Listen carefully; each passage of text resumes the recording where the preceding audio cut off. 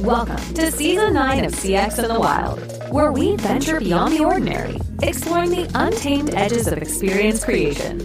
These are the stories of dreamers and doers, those who craft connections at the crossroads of humanity and innovation. Now, let's join Dennis on the latest journey. I'm Carrie Hammond. I work at Intuit. I'm a group marketing manager in the professional tax division.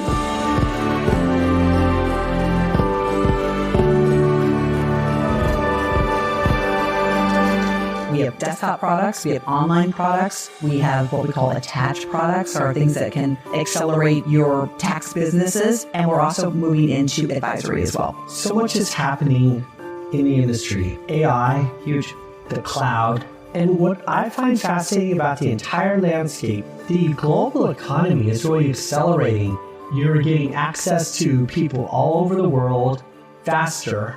And yet we have so much data and so much intelligence. And I think in the tax industry, not only is there so much, it's always changing. Yes.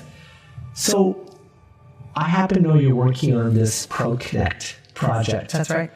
Can you just, for the audience, tell us what ProConnect Tax is and why is it such a special part of the future of the industry? Absolutely. So we launched ProConnect Tax about 10 years ago or so. It's a SaaS product, so it's an online version of a professional tax solution where years and years and years, accounting professionals had brick and mortar, establishments. They served local community people who needed to get their taxes done, and they used what was called desktop software. So you had to download all the client stuff. Everyone had to physically bring stuff to the office. Well, the industry has changed and people don't necessarily want to go into offices anymore. And accounting professionals want to market beyond their local jurisdiction, if you will. And so being able to have an online product like ProConnect Tax, you can service customers anywhere in the country. So I can be in Boston, Massachusetts and be serving people in Palo Alto, California. No problem, right? Because I have access to the data, I have access to my customers, and I can respond in real time. And I can even have practitioners that work for me anywhere in the country. Arguably, they could actually be anywhere in the world and be able to access this data and be able to look at everything in real time. So I can be making edits and they can be making edits immediately after. Whereas we used to have to pass files back and forth, right? So it's just changed how we are dynamically working with our customers and working with each other. You said so much there in terms of customer or experience in business. I'm going to get a little nerdy here, Sure. But one of the things that I find interesting about what you said is if we take being a tax professional, you may have 1, 2, 3, 10, 50 people working together. And to create efficiencies and accuracy, having everybody in the same building is kind of important. But now you've talked about this distributed, real-time working together activity. But where I get nerdy is, you also used to be forced to hire the talent that was local to you, who could commute to you. So depending upon your own cities or state's geography, you may not have access to the best talent. Yeah, you were limited to the pool of people who could drive to the office, right? And now you have access to people anywhere. So is it a safe leap for me to make in my mind that people who adopt platforms like yours suddenly have an advantage for talent in the country? Absolutely. And it can be talent on just skill set level. It can be talent also on what you want to pay. A lot of times what you'll find is different people specialize in different things in the tax industry, right? There can be compliance where you're literally just doing 1040s and business and returns and things like that. The new wave is actually about doing advisory and understanding the data behind, what the customers are doing. And how do you as the advisor, you are the trusted source of the numbers. How do you help take a business to the next level to save more on their taxes or to do more or whatever it is that you need to do? So it's changing how you're relating to your customers and what you're able to offer them. Because if you have a SaaS product and you have different people all over, you're able to expand that knowledge set, have instant access to the data, and relate to your customers on different levels. And if you have efficiencies by being able to immediately be able to take data from QuickBooks, for example, immediately have it go into the tax platform where you're not doing data entry and things like that. You're saving time, you're saving mistakes, and you can spend time really doing value add for your customers. And that's changing the game. So, right, it's not just about doing 120 hours during tax season and just doing return after return after return. It's about creating relationships with your customers to really understand their business and be able to help them save and grow their business, save money and then grow their business, right? It's like the transformation of going from being a tax preparer to a tax coach or a tax strategist. Correct. In customer experience, we often look for leaders who enable personalization. The reason I bring that up is what you've described there is, I know for me, as my business has grown, I've had to actually leave accounting practices to move to a different who had a specialty in, let's say, the kind of growth in my business. So I kept moving. I was responsible for personalizing my own experience by finding the resource. Right. And what you have now is a platform that has the ability to let every person who uses your platform tailor and evolve their relationship in a very customized ways for their client. Absolutely. And that's new. Absolutely. And I think it's changing, right? Customers, clients, right, who are using tax professionals also have access to more data, right? Oh, yeah. Think about social networks and you see things on TikTok and Instagram and you'll see reels about, hey, did you know you could save on your taxes if you do this? So inevitably, you're going to want to call your professional and go, hey, this is crazy, but I saw on TikTok that I can do blank. Can I do that? Can I save money because, I work out of my home? Can I write off part of the square footage of my home? Can I rent out my home and I heard this thing called an industrial. Can I do these different things? So it's creating this kind of push-pull relationship with the clients because they're asking more questions because they have access to more data. And then the accounting professionals are being able to say, wait a minute, I can take it up a notch.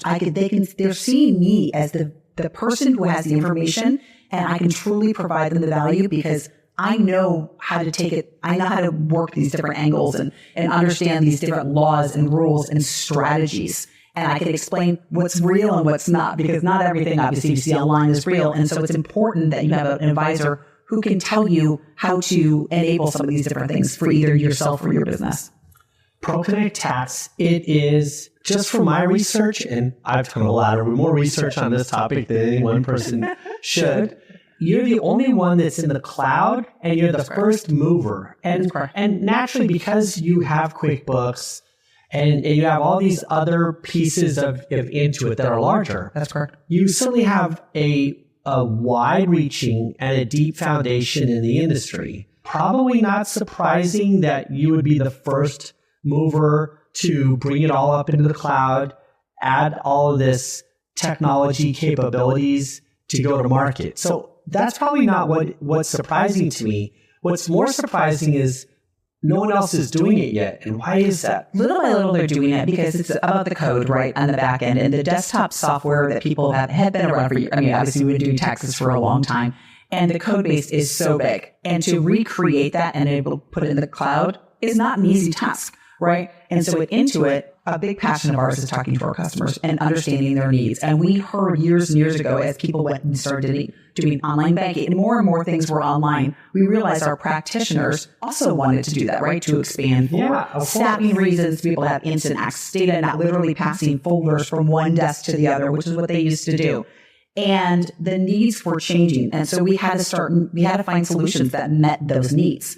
So we invested years ago in order to figure out, what are the biggest parts of our different pieces of software, whether it was accounting or tax, what are the most used parts of it? And that's what we're going to start with and build this piece of software. And so, we've been doing it online for quite a while now and continue to make it more robust and more accessible, faster, using more and more data and being able to use AI to make it so that the software is doing a lot of the heavy lifting for you, right? So you don't have to constantly just be in there moving numbers around. We want the software to be your partner in these solutions, and being able to have it SaaS products, you can do that. Not very many organizations have the history of compliance and legal understanding to create products that can do this kind of work.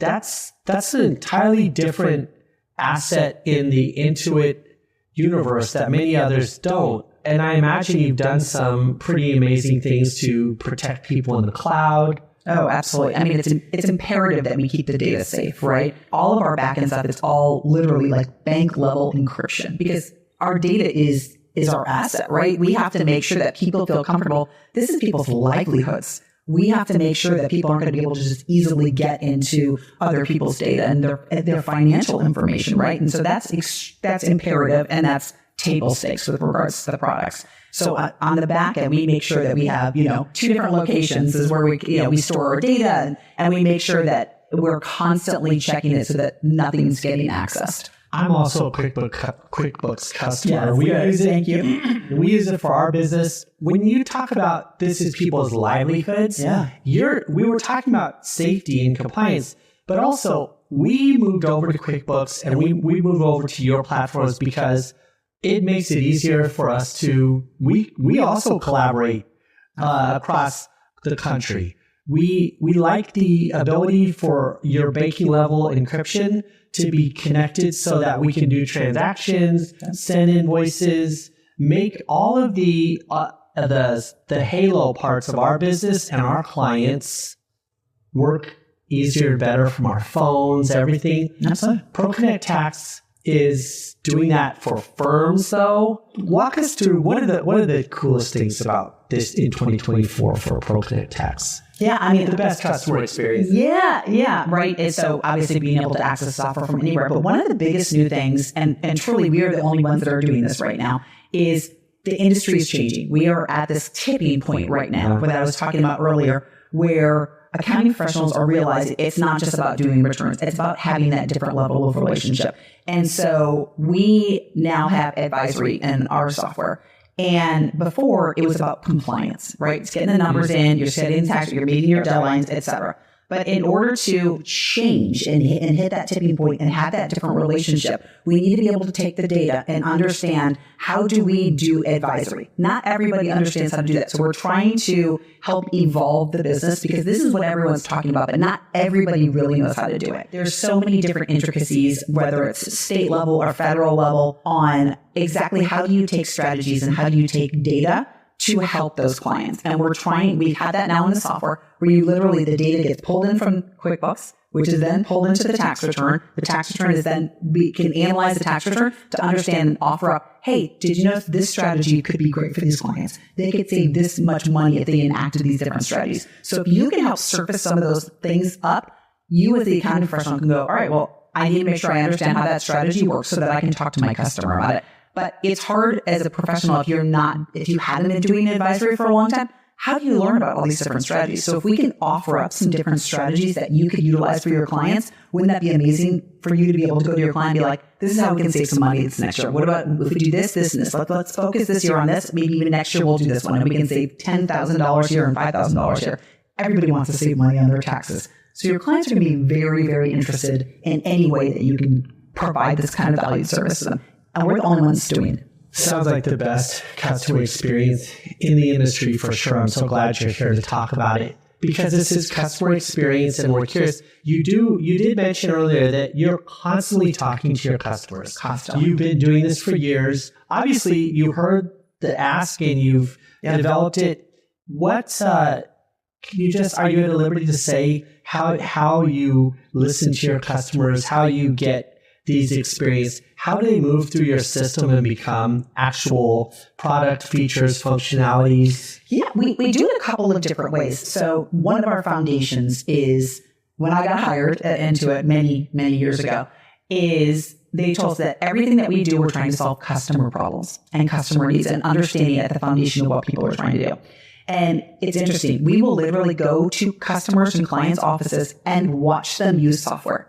Just sit there quietly in the background, obviously with their permission, we sit there and watch them. And we watch them click on different screens and things like that. And then we ask them questions. Well, how did you think about that? What did you think about that experience? People are inherently kind. And they always go, oh, it was great. And you're like, well, wait a minute. I watched you try and click around for 7 minutes trying to clearly find something. And they'll go, oh, well, it wasn't obvious. And then we'll go, oh, all right, wait a second. We need to think about what that customer user experience is because you said it was great, but I saw the look on your face and I watched you click and you couldn't find it. So we know we need to go back to our team and go to our UI team and go, hey guys, customers are having difficulty finding this. How else can we change this experience? Because this is a customer problem. They didn't articulate that to us, but we literally watched it with our own eyes. But we interview customers. I mean, literally on a weekly basis, our teams are tasked with interviewing customers, watching customers, asking them, showing them different experiences. We also do what's called design for delight, where we literally come up with different experiments that are on pieces of paper. And we will put stuff in front of people as we have different ideas. We said, oh, I wonder if this would work. So instead of spending months and months to code things, we test things out in very light ways that if it doesn't work, we literally just rip it up and try something else. So that way we can iterate and learn fast without having to spend, hundreds of thousands of dollars coding things that may not work. You said so much. I know it's a lot. The empathy part of it really rings true for the customer experience industry. The agile, iterative process is also fantastic. What's coming great to our mind when you were saying this is, I've seen this trend online, just not in your industry, but across the ecosystem. There is this shift of I think people are a little tired of, all of these sort of get rich quick quasi schemes. I think the internet, I see so many YouTubers talking about get rich overnight with a drop ship business or whatever. The internet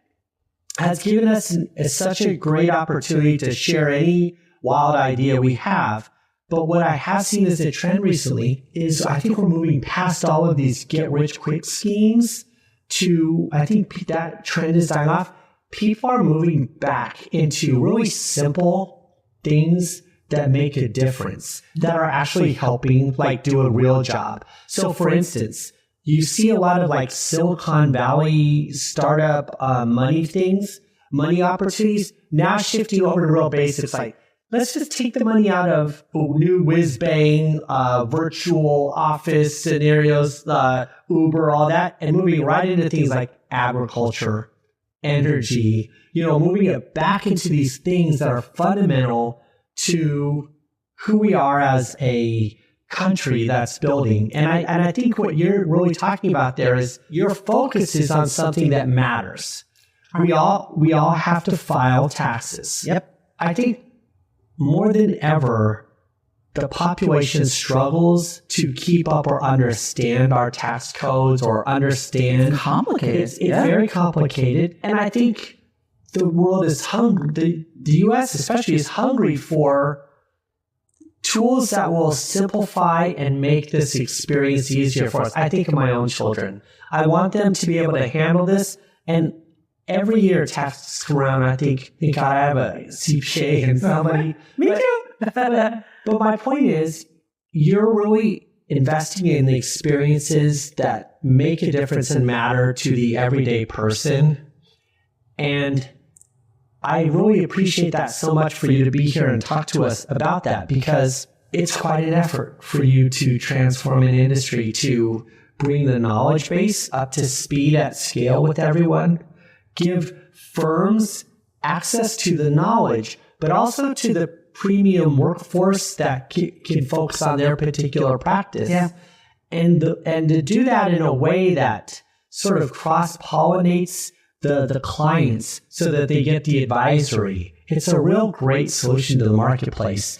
Before we wrap it up, is there anything awesome about the customer experience that I haven't touched on that we should talk about? Yeah, I think at the end of the day is that we're all people and we all experience different, we want things to be easier. We want things to be tangible, like you were saying, right? I think people are over some of the get rich quick thing. If you're always thinking about your customer first and what their experience is, you're never going to fail. You're never going to fail. And you don't even, you can put things in front of, you don't have to find an exact person who's paid you money. You can find people to try out things. I give stuff to my husband all the time and I go, use this. And sometimes he'll be like, this makes no sense. I'm like, all right, well, he's a highly educated person. If he's looking at something, he's a human being and he would interact with things. If he can't do it, why would I expect my customer to be able to do it? So start with people that are around you, but always be thinking about what will the customer experience when they're doing these things?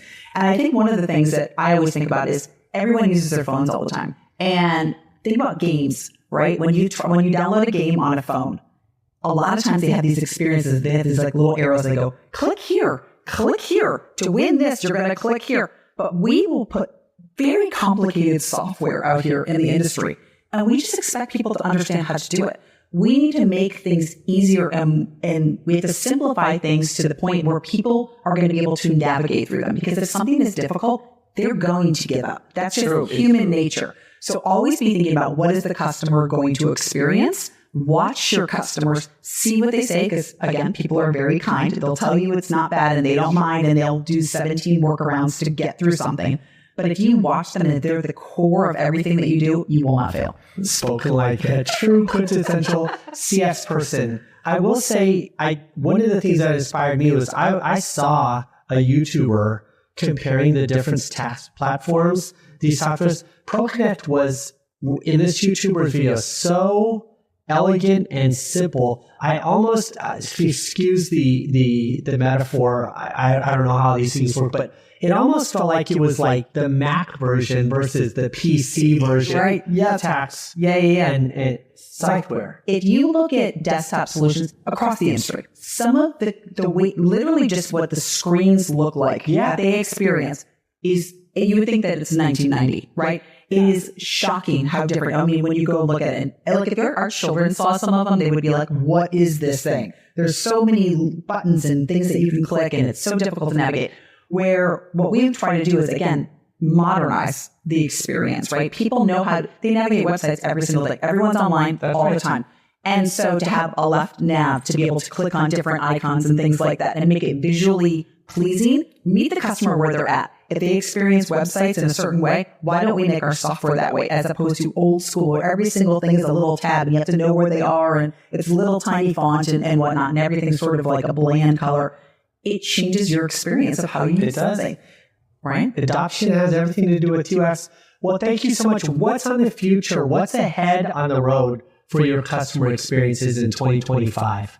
Yeah, I mean, a lot of it, again, is going to be about advisory and taking people along that journey and really have people understand and figure out, how do they want to balance their customer relationships? Do they want to start having maybe possibly less customers and have really rich dialogues and change how they're going to interact with them and interact with the software and make those insights and using data and AI and bringing that stuff forward so that you can deliver that to your customer? Let us have you look like a hero. That's really the ideal way to be able to do that.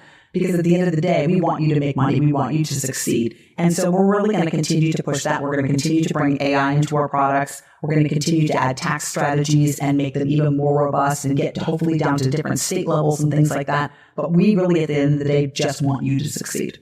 I was going to wrap this up, but then you triggered a thought in my mind. So I have a friend who is in charge of customer experience over at H&R Block. Okay. And we've been talking for the last couple of years about their transformation. I always feel weird, like when I watch the trends happen, like some people hop on a trend and then they like just miss the one that was behind it, or they've gone down a different direction. But what rings really true is I think Andrew and I have been talking about this for the last 3 years or so. But H&R Block, their whole goal is to make everybody who's in their ecosystem sort of a little bit more educated, and really they also have understood that filling out forms is not the end goal. It's not. Right? Right. But I almost feel like what you've done is you've sort of leapfrogged over, because rather than focusing on education materials and empowering people, you've sort of automated with AI and put all of this vast complexity into a model so that the technology can solve it for you. So I guess what I'm saying is, your tax firms, they don't have to study a ton more. They don't have to research a ton more. The advisory and the knowledge that's in your platform gives sort of, for lack of a better way to say it, resets every year. And it's like, okay, here's all the new stuff. Here's your common problem that you're always having with your clients. But when you run it through our machine, it's going to give you a little bit different answer this year than it did last year or the year before, because you've taken your knowledge, your security, your compliance, and your technology all at scale. And you're sort of, in some ways, you're refreshing the entire industry for tax firms every year and the clients of the tax firms who leverage these customer experiences that you're invested in. Is that an overstatement, or am I being a little bit? No, I think it's fair, and I think it will continue to evolve. As we continue to use AI, we can be faster, right? We can bring more things to the customers at a quicker pace than we used to be able to do, but it is an evolving process, right? And we have to sort of also meet tax laws as when they come. You're literally redefining a category with the newest technologies, and you're probably one of the very few groups who has the position on this chessboard to have the compliance, the data, the scale, right, the security, the advisory, and to be able to keep up. And it has the infrastructure to assimilate the input. Sometimes people, they have to hear it from the horse's mouth to understand that this is really happening. So I appreciate you talking about it. No, I appreciate it. But if you think about Intuit's such a big company, right? But we have the bookkeeping side. So you're in the books every single month and you're understanding where your customers are and doing that. And then you're taking the data, and if you can suck that into the taxes, again, that's less data entry and being able to get it all in there. And then again, you can take that, analyze, go through and look at the different numbers and then automate some of that process so that you can then put the tax strategies on top of that. It sort of makes it this end-to-end solution. But again, since it's such a big company that we're able to do that, and it's all data-based. Everything has to be based on the data, right? In order to go through these different pieces and parts. But since we have QuickBooks, right? Which is the number one accounting solution in the country. So we have all the businesses and we have the data behind all the different things. And so the more and more that we can use AI to analyze the industries and understand what people are doing and how they're pricing, and without obviously giving away customer information, we can take it and aggregate that data to be able to offer up businesses more information about how to change things and what else is going on in the industry. So little by little, the industry will change, right? Everyone's business is going to change with AI. If you think about it, not just tax or accounting, everyone's businesses, because data is more accessible than it's ever been before. It's at our fingertips. When my child can go onto ChatGPT and type something in to offer up information and be able to showcase things, it's a game changer. Where we used to have to sit and research and, go to the library and do different things. You don't have to do it. Everything's at your fingertips. And so the more that people expect things at their fingertips, you will have to deliver that as services to your clients. Fair enough. Carrie, thank you for being a trendsetter in this part of the world and as part of this industry. This was going to be a customer experience episode, but it really reminds me of some of the work I do in other countries. You're really redefining the citizen experience. You're helping bridge that great divide between how we can participate as great citizens and doing our taxes and working with firms, but also you're decreasing that mysteriousness or the distance between how we work. I mean, you're really creating a sort of a new catalyst for the way the country can work more smoothly, which I think, as bad is for you, but as your competitors enter the market, this whole landscape will, I think, become better and better for all of us, at the government and at the common person. But I'm grateful that have you being the first mover, I get a chance to talk to you. Oh, thank you for having me. I appreciate it. This was great. The journey doesn't end here. Keep exploring the wild world of experience creation with us. Each episode offers a new perspective, a fresh story, and another step into the unknown. Stay curious and keep listening. You never know what you might discover next.